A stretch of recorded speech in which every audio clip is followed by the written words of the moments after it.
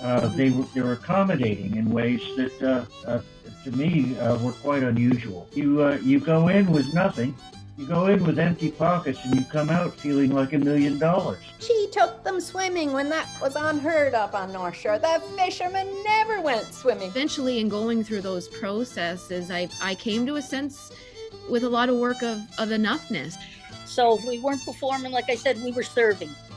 You know, we were serving tea, biscuits, oatcakes. The whole table was full of food.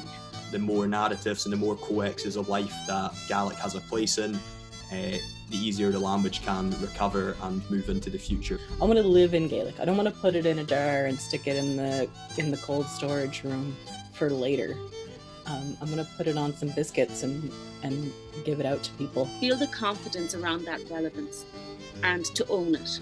People are a big part of it. The dances themselves, the music itself, to me, is a happy music. Peter, I said, there's nobody my age here.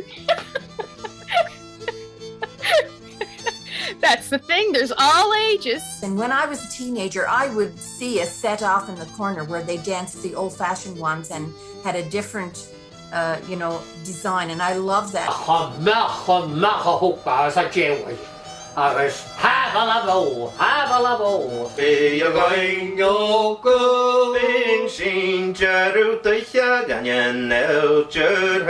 My doing sitting here in Bogota in an internet cafe, listening to Willie when I could be home. I just love spending time with that generation.